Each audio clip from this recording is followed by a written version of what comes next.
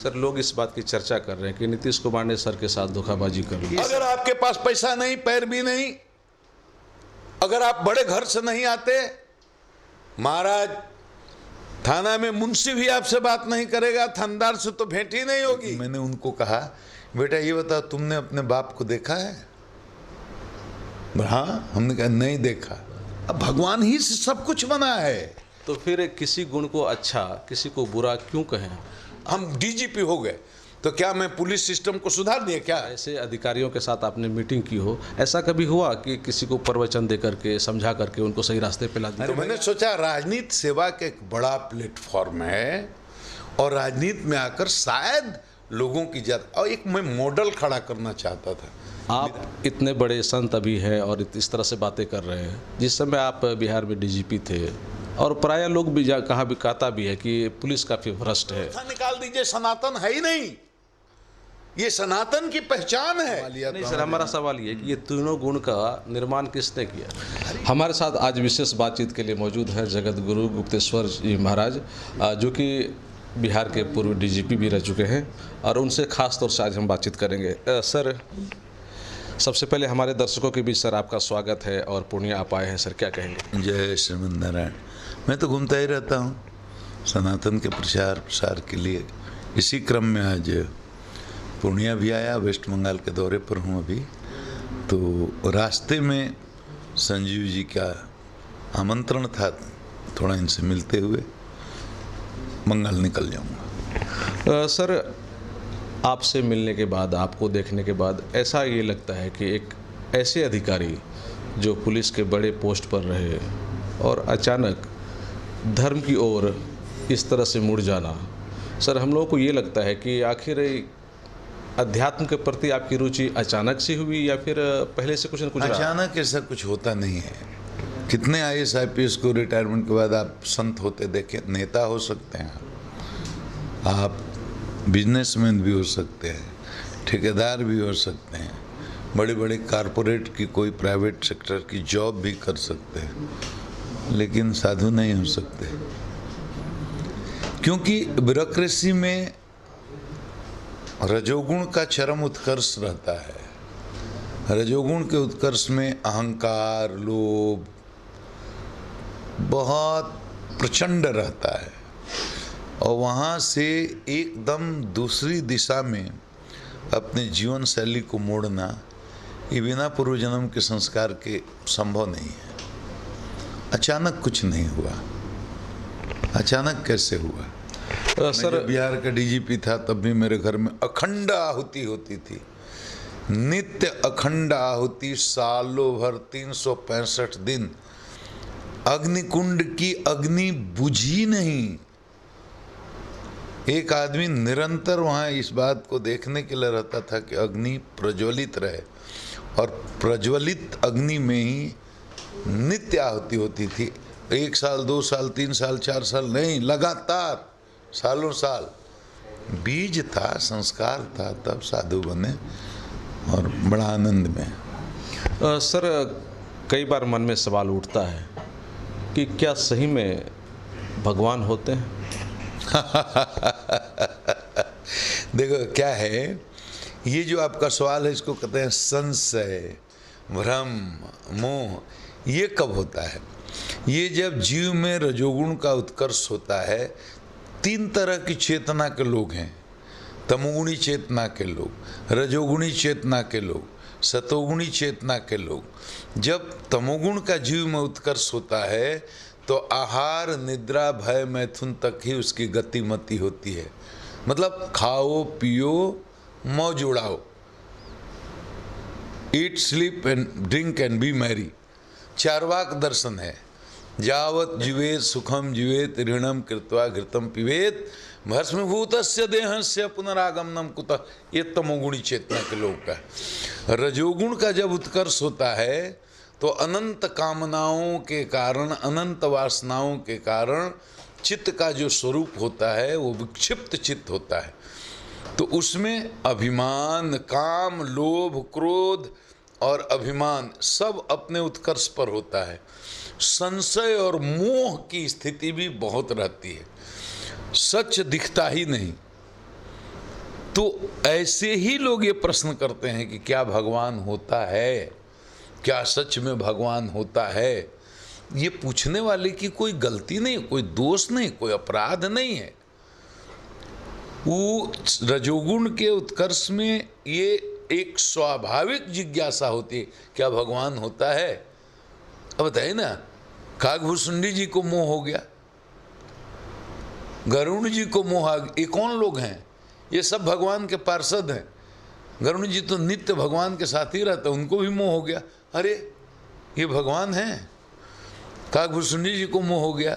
ब्रह्मा जी पूरी सृष्टि के जन्मदाता हैं, कृष्ण लीला देखकर उनको भी मोह हो गया, क्या ये भगवान है? भगवान ऐसे होते हैं। ऐसे ऐसे सिद्धों को जब मोह हो जाता है तो रजोगुण जीव को मोह होना, भ्रम होना, संशय होना, इस तरह के प्रश्न पूछना, इसमें क्या आश्चर्य है? इसमें कोई आश्चर्य की बात नहीं है। होते हैं, मेरा उत्तर है होते हैं। अगर होते हैं सर, तो क्या आपने कभी फील किया या देखा है? हमसे कई जगह ये प्रश्न करते हैं लोग, अस्पताल में भी, दर्शकों में भी तरह तरह के होते हैं। नमन जी, एक जगह मैं गया तो एक लड़का कॉलेज में पढ़ने वाला, उसने कहा हमारे भगवान होते हैं। तो मैंने कहा कि होते हैं। तो उसने कहा कि महाराज कैसे? हमने कहा वेद कहता है कि भगवान होते हैं, हम सनातनी हैं, वेद को मानते हैं, हमारे शास्त्र कहते हैं, पुराण कहते हैं, वेद कहते हैं, ऋषि परंपरा कहती है, तो होते हैं। तो उसने कहा कि आपने देखा है? हमने कहा मैंने देखा नहीं। तो आपने जब देखा नहीं तो कैसे कर सकते हैं कि भगवान होते हैं? उत्तर देने का तरीका थोड़ा फूहड़ है, लेकिन मैंने उनको कहा बेटा ये बताओ तुमने अपने बाप को देखा है? हाँ। हमने कहा नहीं देखा। किसी बच्चे ने अपने बाप को नहीं देखा, अपने पिताजी को नहीं देखा। माँ ने बचपन में उंगली पकड़ करके बता दिया बेटा ये तुम्हारे पिताजी हैं, और बेटा ने मान लिया कि ये मेरे पिताजी हैं। बेटा ने कभी माँ से ये प्रश्न नहीं किया कि मुझे प्रमाण दो कि ये मेरे पिताजी हैं। कोई अपने पिता को देख नहीं सकता। इसको कहते हैं विश्वास, इसको कहते हैं श्रद्धा। कोई भी बेटा अपनी माँ से इस बात का प्रमाण नहीं मांगता कि तुम मुझे प्रमाण दो कि ये मेरे पिता हैं। माँ का कहना काफ़ी है। उसी तरह से वेद ने कहा कि भगवान होते हैं, सगुण भी होते हैं, निर्गुण भी होते हैं, दोनों रूपों की चर्चा है। वही ईश्वर सृष्टि के कण कण में है, और आवश्यकता होने पर प्रेम और भक्ति के विवश होकर के कौशल्या के गोद में, यशोदा के गोद में सगुण साकार ब्रह्म के रूप में भी अवतरित हो जाता है। ब्रह्म जो व्यापक विरज अकल अनीह अभेद। सती जी का ही प्रश्न था, सो कि देह धरी हो ही नरा जा ही न जानत वेद। ये भगवान कैसे होंगे?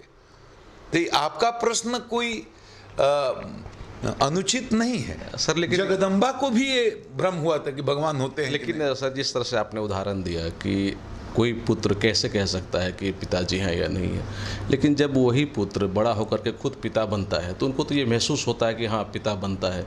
लेकिन एक भगवान, बिल्कुल उसमें समय लगता है, श्रम करना पड़ता है, उसकी एक प्रक्रिया है, उसको विवाह करना पड़ता है। तो पिता को तो मालूम है, लेकिन उसके पुत्र को फिर कैसे पता है? माँ को मालूम है ये हमारे पति हैं, पति को मालूम है कि ये हमारी पत्नी है, और माँ और पति पिता दोनों को मालूम हमने इस पुत्र को जन्म दिया है। उसके पुत्र को भी क्या पता कि कौन हमारे पिता है? उसने कैसे जाना? उसकी माँ ने बताया, उसी की माँ ने बताया।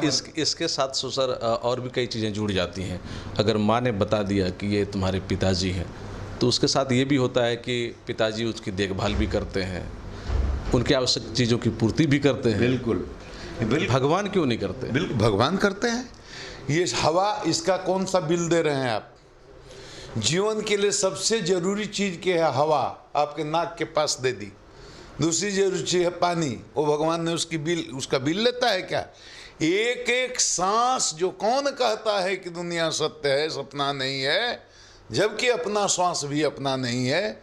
बिनु हर कृपा तृण नहीं डोलहि। ये दृष्टि जो है वो सतोगुणी जीव की है, संतों की दृष्टि है। बिना ईश्वर की मर्जी के तो पत्ता भी नहीं डोलता। सर, हमारी सांस सांस जो चल रही है वो भी भगवान की मर्जी के बिना नहीं सर चलती। ये जो हवा है, पानी है, जो भी है, वो तमाम चीज़ें तो उन लोगों के लिए भी है जो भगवान को नहीं मानते, जो भगवान को गाली देते। मानो चाहे नहीं मानो, इससे क्या फर्क पड़ता है? हम सब भगवान के बेटे हैं। आप बताओ हमको, ऐसा संभव है कि हिंदू का भगवान अलग, ईसाई का भगवान अलग, क्रिश्चियन का भगवान अलग, सिख का भगवान अलग, और ब्राह्मण का भगवान अलग, क्षत्रिय का भगवान अलग, यादव का भगवान अलग, कोरी का भगवान अलग, कुम्हार का भगवान अलग? अरे हिंदुओं में तो हजारों जातियाँ उपजातियाँ, सब जातियों उपजातियों के और सब धर्म, सैकड़ों धर्म है। हिंदू, मुस्लिम, सिख, ईसाई, चार कहने को सैकड़ों धर्म है, इससे अधिक तो सैकड़ों धर्म हैं, हजारों जातियाँ उपजातियाँ हैं। अगर सब जातियाँ उपजातियों के भगवान अलग अलग होते तो इतने भगवान की संख्या इतनी अधिक हो जाती कि सारे भगवान लोगों में रोज मारा मारी होती, हम लोगों को गुहार लेकर के अपने अपने भगवान के समर्थन में जाना पड़ता। जिसने पूरी सृष्टि को बनाया, जिसने, वही एक ही भगवान है, जिसने हिंदू को बनाया, मुसलमान को बनाया, सिख बनाया, ईसाई बनाया, जिसने धरती बनाई, आसमान बनाया, चांद बनाया, सितारे बनाए, पर्वत बनाया, पहाड़ बनाया, समुद्र बनाया, नदी बनाई, जिसने संपूर्ण सृष्टि को, पूरी कायनात को बनाई, वो शक्ति एक ही है। उसके इबादत को, उसको बांधने के, उसको बताने के, उसको जानने के, उसको समझाने के, उसको समझने के तरीके अलग है। यानी कि सर, जिस तरह से आप कह रहे हैं कि प्रकृति में जो कुछ भी हो रहा है भगवान की इच्छा के अनुकूल हो रहा है। अरे ये शास्त्र की बात मैं बोल रहा हूँ, हम नहीं कर रहे हैं। हम थोड़े लिखे हैं कि बिनु हरि कृपा तृण डोले। तो फिर ये जो सर अपराध हो रहा है, गलत चीजें हो रही हैं, वो भी भगवान की इच्छा के अनुकूल? ये जो आपका प्रश्न है ना, केवल चेतना के निम्न स्तर होने के कारण ऐसी सोच होती है। जैसे आदमी के जीव की एक है ना, तो रजोगुणी बुद्धि से होती है। रजोगुण समाज में जब ऊंचाई पर रहेगा, तमोगुण का उत्कर्ष रहेगा, रजोगुण का उत्कर्ष। दुनिया में जो भी हो रहा है, चाहे वो झगड़ा हो रहा हो, रेप हो रही हो, चोरी हो रही है, डकैती हो रहा है, अत्याचार, अन्याय, पापाचार, शोषण, जुल्म, या दुनिया का स्तर देखिएगा, आतंकवाद से लेकर के, या जो युद्ध देशों के अंदर हो रहे हैं, जो कुछ भी हो रहा है वो कुछ भी नहीं है, केवल हमारे भीतर के तमोगुण और रजोगुण की अभिव्यक्ति है जो दिखाई पड़ रही है। सर ये हमारे भीतर आंधी चल रही है तो बाहर वो दिखाई देगी। सर ये रजोगुण, तपोगुण और सतोगुण, इसका निर्माण भी तो आखिर भगवान ही नहीं किया होगा? नहीं, देखो प्रकृति के ये गुण हैं जिसको माया आप कहते हैं। प्रकृति भी तो भगवान ही नहीं है। प्रकृति में 3 गुण हैं, जैसे बताया, तमोगुण है, रजोगुण है, सतोगुण है। तो जीव हर, हम इसी प्रकृति के अंश हैं, तो हम सब लोग में वो तीनों चीजें हैं। ये तीनों चीजें हमारे अंदर भी तमोगुण है, रजोगुण है, सतोगुण है। तो चेतना का विस्तार कैसे होता है, हमारे जीवन का लक्ष्य क्या होना चाहिए? ये नहीं बहुत पैसा कमा लिया। नहीं सर, हमारा सवाल ये है कि ये तीनों गुण का निर्माण किसने किया?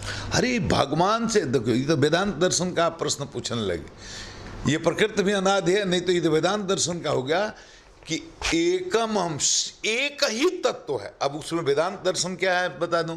वेदों को सार को ब्रह्मसूत्र कहा गया। ब्रह्मसूत्र की व्याख्या की शंकराचार्य महाभाग ने, उन्होंने अद्वैत दर्शन को जन्म दिया। अद्वैत दर्शन कहता है एक ही ब्रह्म है और सब कुछ उसी का विस्तार है। माने ये प्रकृति भी वही का है। हाँ, माँ जो कुछ दिख रहे हैं, सर्वम खलु इदम ब्रह्म, जो दिख रहा है सब एक उसी ब्रह्म का रूप है। अब हमारे रामानुज स्वामी जी आए तो उन्होंने कहा नहीं, एक तत्व नहीं है, 2 तत्व है। जैसे जीव भी है, माया भी है, ब्रह्म ही है। जैसे जीव है, जैसे ब्रह्म ईश्वर अनादि है, वैसे जीव भी अनादि है। वैसे माया भी, माया कुछ अलग नहीं है। माया भी अनादि है, जब से ब्रह्म है तब वो से ठीक माया है। सर मेरा सवाल ये है कि हमको इसका जवाब सर थोड़ा सा आप चाह रहे हैं। सब ब्रह्म में सर है। रजोगुण, तपोगुण और सतोगुण, ये तीनों गुण जो है, इसका भी जो बनाया भगवान ने ही बनाया होगा। अब भगवान ही से सब कुछ बना है। तो फिर किसी गुण को अच्छा, किसी को बुरा क्यों कहें? अच्छा और बुरा का बात नहीं, बड़ा बचकाना प्रश्न है, फिर भी मैं उत्तर देता हूँ। जीवन में जैसे अवस्था होती है, आप बच्चे हैं, उसके बाद में किशोर होते हैं, जवान होते हैं, उसके बाद बूढ़े होते हैं।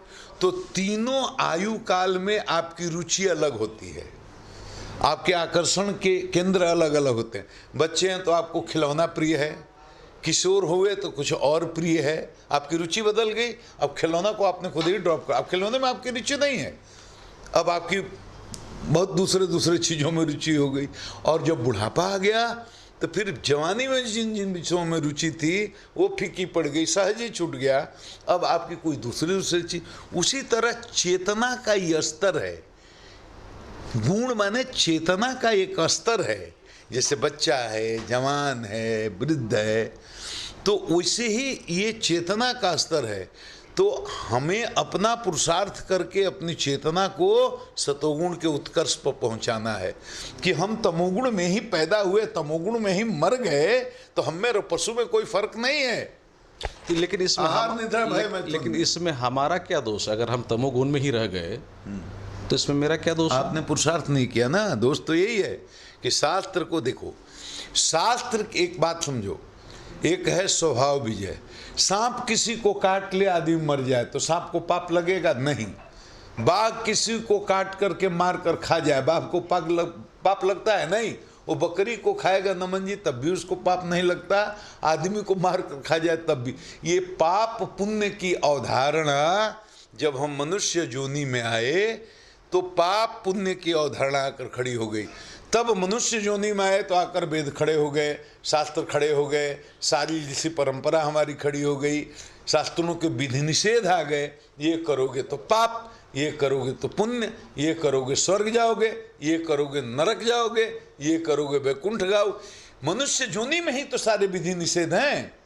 बाकी 84 लाख योनियां तो भोग योनि हैं, उनका लाइफ एकदम कंडीशनड है कि बस सांप है तो सांप है, काटेगा, हवा पिएगा, सूंघेगा, एक दिन आयु समाप्त होगी, शरीर छोड़ दे, भोग करेगा, मर जाएगा। पुरुषार्थ करने की, कर्म करने की स्वतंत्रता नहीं है, चॉइस ऑफ एक्शन बिल्कुल ही नहीं है। उसकी बॉडी कंडीशनड है, शेर को भूख लगेगी, जो सामने पड़ेगा मारेगा, खाएगा, बस उतनी ही उसकी जिंदगी है। ब्रह्म क्या है, ईश्वर क्या है, मुक्ति क्या है, मोक्ष क्या है, स्वर्ग क्या है, नरक क्या है, वो सोच भी नहीं सकता। बुद्धि केवल मनुष्य के पास है, आपके यहाँ जानवर के पास नहीं है, बहुत सीमित। आहार, निद्रा, भय, मैथुन तक उसकी बुद्धि सीमित है।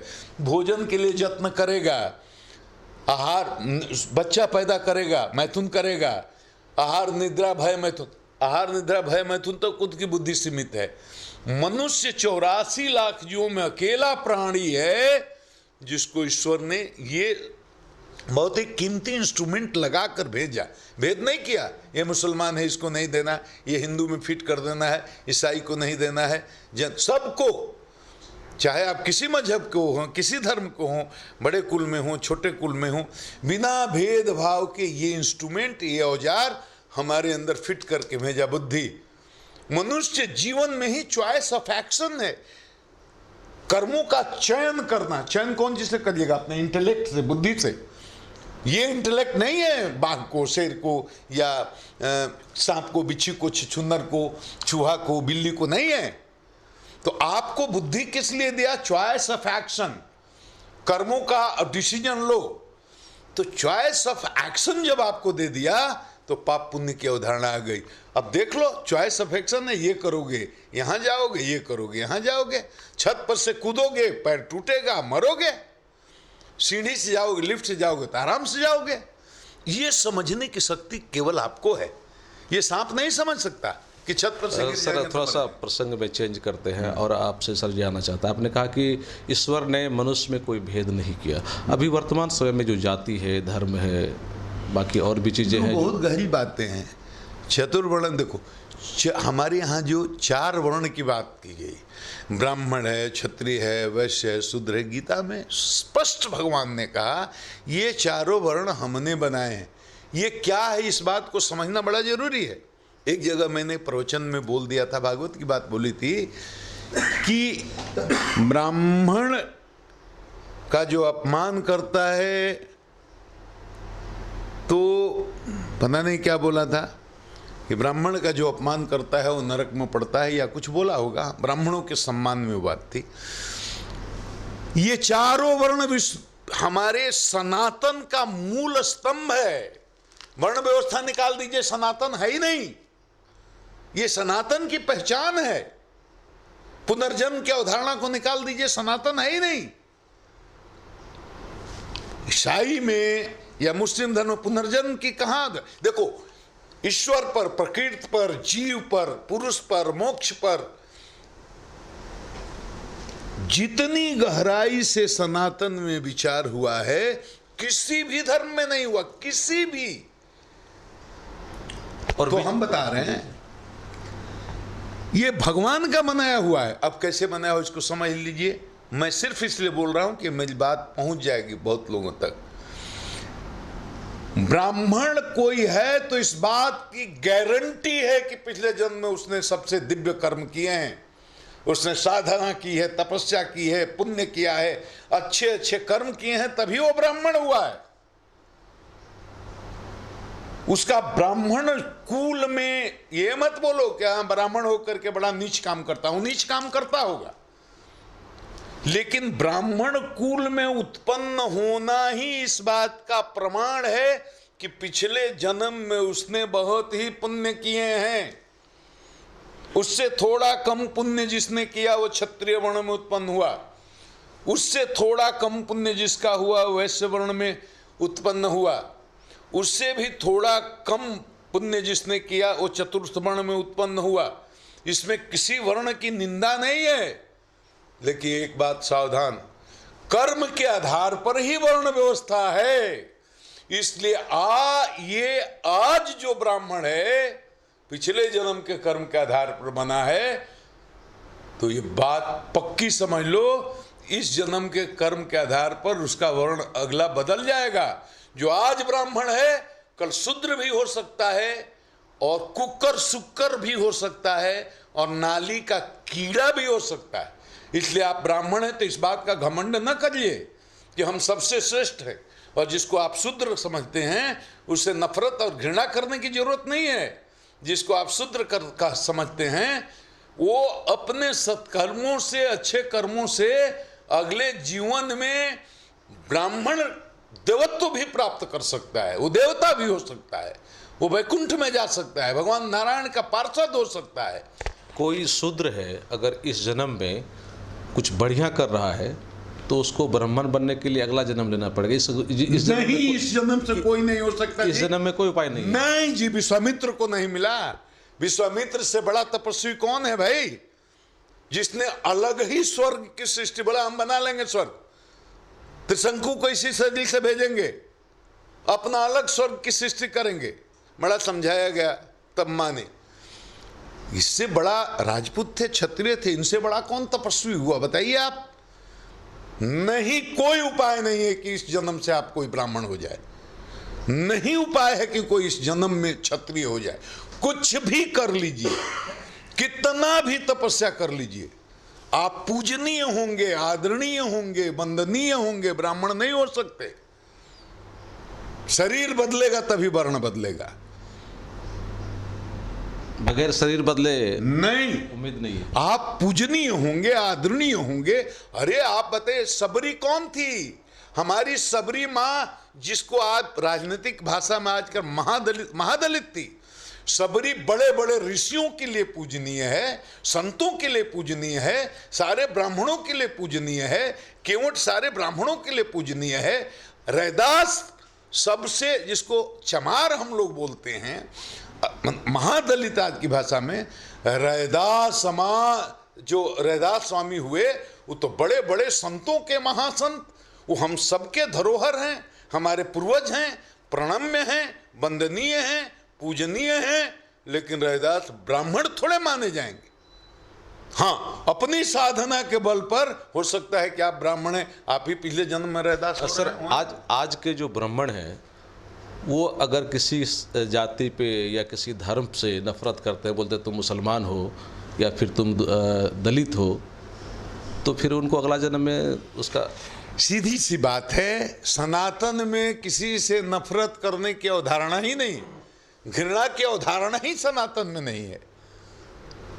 तो सनातनी को घृणा करना सिखाया ही नहीं जाता।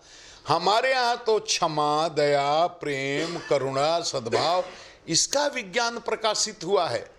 और ये सब देखो, रजोगुण में न सेवा होता, न प्रेम होता, न क्षमा होती, न दान होता, न दया होती, न धर्म होता, न त्याग होता, न तपस्या होती है, उसका अभिनय होता है।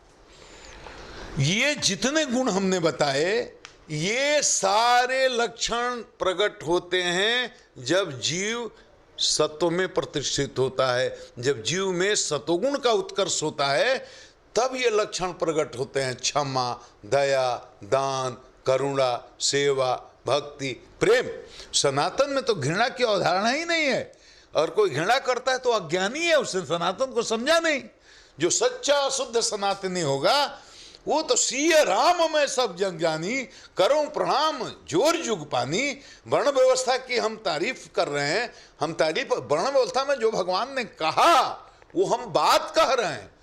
हम तो अपने ही ब्राह्मण रहते हो, हम तो सबको एक नज़र से देखते हैं। हम तो दलितों का सम्मान करते हैं, चतुर्थ वर्ण का सम्मान करते हैं, तृतीय वर्ण का सम्मान करते हैं, क्षत्रिय का सम्मान करते हैं।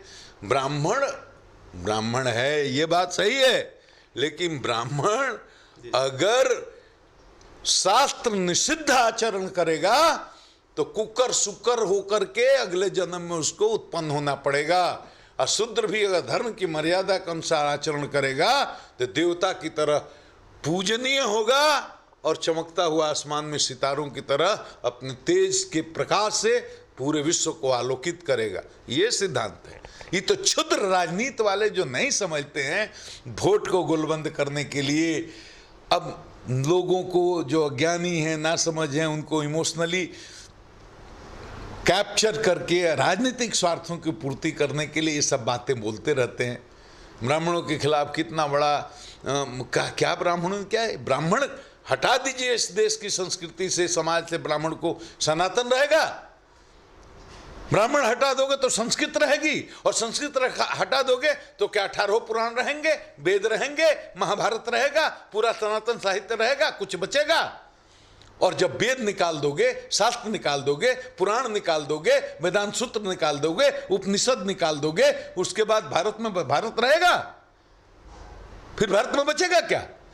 भारत से संस्कृत निकाल दो, ब्राह्मण को निकाल दो, वेद को निकाल दो, शास्त्र को निकाल दो, तो ब्राह्मण तो भारत में बचेगा क्या? सर अब थोड़ा सा और सवाल कुछ कर लेते हैं, उसके बाद समाप्त करेंगे। सर आप तो बिहार में डीजीपी रहे, और आपसे सर जानना चाह रहे हैं कि आप इतने बड़े संत अभी हैं और इस तरह से बातें कर रहे हैं, जिस समय आप बिहार में डीजीपी थे, और प्रायः लोग भी कहता भी है कि पुलिस काफ़ी भ्रष्ट है, और उस समय एक रिपोर्ट भी आई थी कि बिहार में सारे विभाग से पुलिस सबसे ज़्यादा भ्रष्ट। देखो सुन, 3 आदमी 3 जगह, आम आदमी 3 जगह जाने से बहुत डरता है। नमन जी, हम व्यक्तिगत अनुभव की बात करें, कचहरी जाना हो तो, सरकारी हॉस्पिटल में जाना हो तो, पुलिस में जाना हो तो, हम कहते हैं कि थाने में चले जाओ, कहीं भी, कोई भी, और केवल बिहार की बात नहीं कर रहा हूं मैं, दिल्ली की बात कर रहा हूं मैं, पूरे देश की पुलिस व्यवस्था की बात कर रहा हूं। और देश के बाहर की बात करने का कोई मतलब नहीं, क्योंकि पूरी दुनिया में घूमता भी रहता हूं। इतनी असंवेदनशील, इतना असंवेदनशील विभाग कोई भी नहीं है। अगर आपके पास पैसा नहीं, पैर भी नहीं, अगर आप बड़े घर से नहीं आते, महाराज थाना में मुंशी भी आपसे बात नहीं करेगा, थानेदार से तो भेंट ही नहीं होगी, और उसके ऊपर इंस्पेक्टर, डीएसपी, एसपी की बात तो छोड़ ही दीजिए। अब बड़े आदमी के लिए तो सब दरवाजा खुला हुआ है, थानेदार नहीं सुनेगा, डीएसपी सुनेगा, डीएसपी नहीं सुनेगा, एसपी सुनेगा, एसपी नहीं सुनेगा, आईजी सुनेगा, डीजी सुनेगा, मुख्यमंत्री सुनेंगे। बड़े आदमी के लिए तो 1000 दरवाजे हैं। संजीव जी की बात कौन नहीं सुनेगा? यहाँ थानेदार नहीं सुनेगा, पटना से किसी मंत्री से फोन करवा देंगे, मुख्यमंत्री से फोन, एक उदाहरण दिए, नाम से नहीं बोल रहे। लेकिन उसका क्या, जिसके पास पैसा नहीं, जिसके पास घर नहीं, जिसके पास पहनने को कपड़ा नहीं, जिसको खाने को रोटी नहीं, कौन पूछता है उसको? महाराज किसी थाना में जाइए, हो जाएगा, उसका एफआईआर तक नहीं होता है। ये बात सही है, एकदम सही है। और ये बात मैं आज पहली बार बोल रहा हूं, और रिटायर होने के बाद बोल रहा हूं, ये नहीं है। जाकर मेरे यूट्यूब को सैकड़ों बार पब्लिक प्लेटफॉर्म से हमने बोला है, शराबबंदी के बारे में भी बोला था। चौकीदार और थानेदार केवल अगर सजग हो जाए तो ये कार्यक्रम सफल हो जाएगा, सरकार से नहीं होगा। तो हमेशा व्यवस्था में रह करके व्यवस्था सर मेरा सवाल ये है सर कि जब ऐसा कुछ आरोप लगा हो और ऐसे अधिकारियों के साथ आपने मीटिंग की हो, ऐसा कभी हुआ कि किसी को प्रवचन दे करके समझा करके उनको सही रास्ते पे ला दिया? अरे भाई आप जाइए ना, इसका मतलब आप होमवर्क करके हमारा इंटरव्यू नहीं ले रहे हैं। आप अभी जाइए और हमारे यूट्यूब खोलिए। नहीं सर, हम यूट्यूब पर खोलिए तो अभी डीजीपी के समय का जो देखिए, ये शराबबंदी के लिए मैंने सैकड़ों मीटिंग की, मैं क्या बोलता था। नहीं, मेरा सवाल ये है सर कि आपके अधिकारियों को मेरा बुला करके, हाँ जी, वो बोलता था मीटिंग से। हमने कई बार संबोधित किया है वो सब अपने थानेदारों को, डीएसपी को, इंस्पेक्टर को, एसपी को, डीआईजी को, आईजी को। वो क्या बोला है वो सब अभी चीजें हैं। तो क्या उनमें कुछ सुधार हुआ? देखो, सुधार नहीं होना, सुधार हुआ सुधार अब उसका तो एक सर्वे कराना पड़ेगा ना, उसको मापने का क्या है, उसके हृदय में कितना परिवर्तन हुआ उसको मापने का तो है नहीं। लेकिन ओवरऑल विजिबल इम्पैक्ट तो मुझे कुछ नहीं दिखता भाई। सर, आपने ऐच्छिक सेवानिवृत्ति ली थी, इसके पीछे क्या कारण था सर? ऐच्छिक सेवानिवृत्ति मैंने इसलिए दी कि हमारी नौकरी तो 5-6 महीना बच गई थी और मैं चाहता था राजनीति में प्रवेश करना, क्योंकि अब सेवा तो ऐसे भी समाप्त हो गई थी। और नौकरी में आप हैं तो नौकरी में क्या है कि एक सीमा है। आप जैसे हम बक्सर में ही हैं, बक्सर के हैं, तो हम लोग जाते हैं तो पूछते हैं भाई बक्सर क्या, आप कुछ नहीं किया। अब उन लोगों को कौन समझाए कि हमारी जिम्मेदारी न रोड बनाने की है, न सड़क बनाने की है, न शिक्षा व्यवस्था सुधारने की है, न हॉस्पिटल सुधारने की है। हमारी जिम्मेदारी एज पुलिस ऑफिसर अपराध नियंत्रण की या जो विधि व्यवस्था, तो जो हमारी भूमिका हमारी नौकरी से हमको मिली है, जो हमारा वैधानिक दायित्व है, हमारी भूमिका। तुम्हारे गांव में रोड नहीं है, हम गांव में जाएं, रोड नहीं है, यहाँ पुल नहीं है, यहाँ स्कूल में टीचर्स नहीं आते हैं, हॉस्पिटल में दवाई नहीं। अब उनको समझाना मुश्किल, ये डीजीपी हैं तो ये सब कर सकते हैं। तो मैंने सोचा राजनीति सेवा का एक बड़ा प्लेटफॉर्म है और राजनीति में आकर शायद लोगों की ज़्यादा, और एक मैं मॉडल खड़ा करना चाहता था। विधायक होना चाहिए तो कैसा होना चाहिए, एमपी होना चाहिए तो कैसा होना चाहिए। मैं एक मॉडल, ऐसा रोल मॉडल खड़ा करना चाहता था कि संपूर्ण बिहार के नेता उसकी नकल करें। मैं चाहता था कि विधायक होकर के, एमपी होकर के मैं गांव-गांव में घूमूं, जो गांव के सबसे समाज के निचले पायदान पर लोग हैं। तो छोड़ क्यों दिया सर आपने? मैं एक रोल मॉडल बनना चाहा, वो मौका नहीं मिला, छोड़ दिया। इसलिए कि मुझे बहुत जल्दी महसूस हो गया, 1 सप्ताह के अंदर महसूस हो गया कि राजनेता बनने के लिए जो जो गुण चाहिए, वो गुण मुझ में नहीं है। मैं राजनीति के लिए अनफिट हूँ, मैं फेल हो गया। और ये बड़ा अच्छा हुआ कि मैं फेल हो गया। मैं उस कचड़े में जा करके अपनी ज़िंदगी खराब कर लेता, क्योंकि मेरे जाने से भी मैं व्यक्तिगत रूप से विधायक हो जाता, मंत्री हो जाता, एमपी हो जाता, कुछ भी हो जाता, लेकिन मैं कोई गुणात्मक परिवर्तन समाज में ला नहीं सकता था। कोई नहीं ला पा रहा है। बिना व्यवस्था को परिवर्तित किए इंडिविजुअली कोई पोस्ट अचीव कर हम डीजीपी हो गए तो क्या मैं पुलिस सिस्टम को सुधार दिया? क्या मैं तो कभी नहीं, मैंने न कभी दावा किया, ना मैं आज भी कह रहा हूँ। कल्चर कुछ नहीं बदला। सर पटक पटक मर गया 35 साल, क्या बदल दिया? सर जैसे था ना कि पुलिस असंवेदनशील तब थी, वैसे आज भी है। सर, लोग इस बात की चर्चा कर रहे हैं कि नीतीश कुमार ने सर के साथ धोखाबाजी कर ली। ये सब फालतू फिजूल बातें हैं, इस पर हमको कुछ नहीं बोलना। ये सब प्रकृति के द्वारा निर्धारित होता है। हमारे लिए भगवान ने, प्रकृति ने कुछ बहुत बेहतर, कुछ बड़ा प्लान किया है, जिसके कारण मैं यहाँ आया। बस। Thank you sir. चलिए। नमन जी हमारे साथ मौजूद थे, जगत गुरु गुप्तेश्वर जी महाराज, जिन्होंने अपनी बातें रखी। साथ ही साथ उन्होंने ये भी कहा कि पुलिस में किस तरह का भ्रष्टाचार है और लोगों को अध्यात्म की ओर किस तरह से मुड़ना चाहिए। भगवान हैं या नहीं है, या फिर हैं तो कौन लोग भगवान को फील कर सकते हैं और कौन लोग फील नहीं कर सकते हैं। तमाम बातों पर उन्होंने विस्तार पूर्वक अपनी चर्चाएं की हैं, अपना मंतव्य दिया है। तो निश्चित रूपेण आपको भी ये बातें सुनकर काफ़ी अच्छा लगा होगा और आपका भी बहुत कुछ साफ हो गया होगा, क्लियर हो गया कि आखिर भगवान हैं या नहीं है। कोशियालों के लिए सुमित के साथ मैं संजय कुमार। पनोरमा ग्रुप, जो सोचता है वो करता है। आपके अपने सपनों का आशियाना। टीवीएस का नया शोरूम अब पॉलिटेक्निक चौक पर, गर्ग यूबी टीवीएस पूर्णिया। 35 वर्षों से लगातार आपकी सेवा में, नए ब्रांच के साथ प्रत्येक टीवीएस की खरीदारी पर पाएं एक निश्चित उपहार। अगर आप टीवीएस गाड़ी के शौकीन हैं और गाड़ी खरीदने के लिए पूरे पैसे नहीं हैं, तो कोई बात नहीं, मात्र 4,999 रुपए में डाउन पेमेंट पे ले जाएं टीवीएस की 2 व्हीलर गाड़ी। फाइनेंस की भी सुविधा हमारे यहाँ उपलब्ध है। तो अधिक जानकारी के लिए संपर्क करें Garg UB TVS near Indian petrol pump, polytechnic चौक, Purnia. Contact number 9031780331। Second number 9472069792।